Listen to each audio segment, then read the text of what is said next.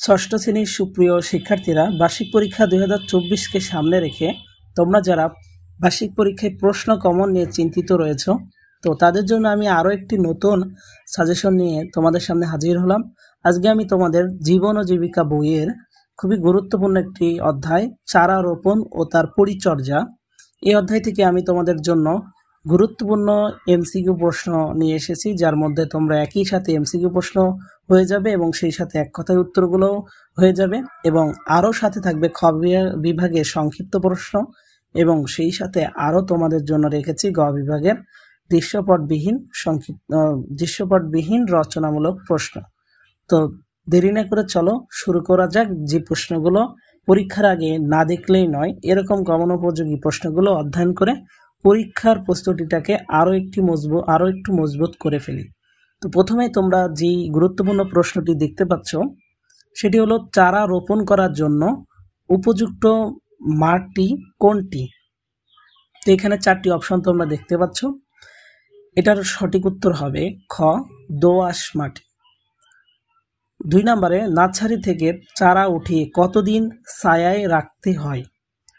তো এখানে দেখো বিভিন্ন অপশন রয়েছে, 2 থেকে 3 দিন, 4 থেকে 5 দিন সহ ইত্যাদি। তো 2 নম্বরের সঠিক উত্তর হবে ঘ, 3 থেকে 4 দিন। 3 নম্বর যে প্রশ্নটি রয়েছে সেটি হলো, নার্সারি থেকে চারা উঠিয়ে কতদিন রোদে রাখতে হয়? তাহলে এই ধরনের প্রশ্নগুলো কিন্তু খুবই ইম্পর্টেন্ট। এখান থেকে এই কতদিন কি করতে হবে তার মধ্যে থেকে 2-1টি প্রশ্ন কিন্তু তোমাদের জন্য বার্ষিক পরীক্ষার জন্য আসার জন্য খুবই গুরুত্বপূর্ণ। তো 3 নম্বরের সঠিক উত্তর হলো ক, 2 থেকে 3 দিন রোদে রাখতে হবে। তো 4 নম্বরে দেখো, মাটি আগে থেকে তৈরি করে কতদিন রেখে দেওয়া উত্তম? অর্থাৎ আমরা যে গাছ রোপণ করব তার জন্য যে মাটিটা প্রস্তুত করব সেটা কতদিন আগে আমাদের তুলে রেখে দিলে সেটা ভালো? এখানে 4 দিন, 7 দিন, 6 দিন ইত্যাদি অপশন রয়েছে। আশা করি তোমরা এটা বুঝে গিয়েছো। 4 নম্বরের সঠিক উত্তর হবে গ, 7 দিন। 5 নম্বরে, সদ্য লাগানো চারা ছায়া রেখে দিলে কি হয়? তো সদ্য লাগানো চারাটা যদি ছায়া রেখে দেওয়া যায় তাহলে এখানে দেখো বলছে উর্বর হয়, আগাছা মুক্ত হয়। তো এটা সঠিক উত্তর হলো ঘ, সহনশীল হয়। 6 নম্বরে, চারা ও কলম রোপণের কতদিন আগে গর্ত করতে হবে?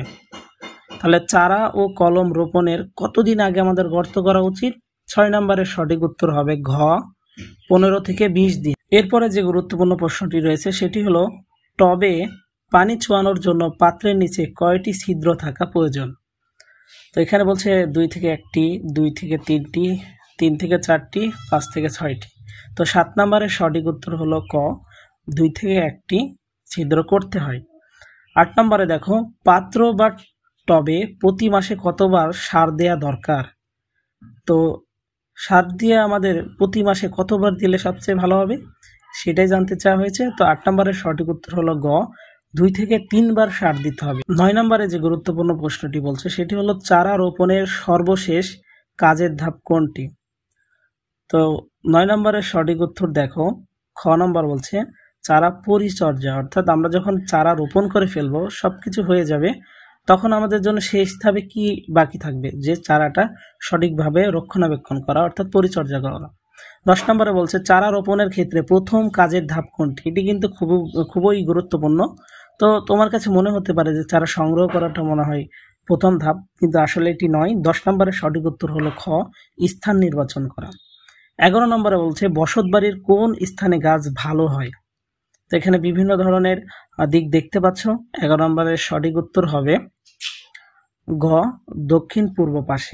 এরপরে দেখো, খ বিভাগ থেকে সংক্ষিপ্ত প্রশ্ন আমি তোমাদের জন্য যে গুরুত্বপূর্ণ প্রশ্নগুলো রেখেছি সেটি হলো, চারা রোপণ বলতে কি বোঝো? উদাহরণ দাও। খ নম্বর বলছে চারা রোপণের ধাপগুলো কি কি? এইভাবে ও নম্বরটা যদি দেখি দেখবা, চারা পরিচর্যার করণীয় কাজগুলো কি কি? এই যে প্রশ্নগুলো রয়েছে এগুলো খুবই গুরুত্বপূর্ণ তোমাদের বার্ষিক পরীক্ষার জন্য। তো এই প্রশ্নগুলোতে তোমরা খুব ভালোভাবে একটা প্রস্তুতি নিয়ে রাখবা। এরপরে দেখো, গ বিভাগ থেকে আমরা যে গুরুত্বপূর্ণ প্রশ্নগুলো দেখতে পাচ্ছি সেটি হলো, চারা নির্বাচনের ক্ষেত্রে বিবেচ্য বিষয়গুলো বর্ণনা করো। চারা রোপণের বিভিন্ন ধাপ সম্পর্কে বিস্তারিত বর্ণনা করো। এখানে যে প্রশ্নগুলো দেখতে পাচ্ছ তোমরা এই প্রশ্নগুলোর উপরে খুব ভালো একটা প্রিপারেশন নিবে, তাহলে বার্ষিক পরীক্ষায় তোমরা একটা ভালো ফলাফল করতে পারবে আশা করি। তো আজকের মতো এই পর্যন্ত, আল্লাহ হাফেজ।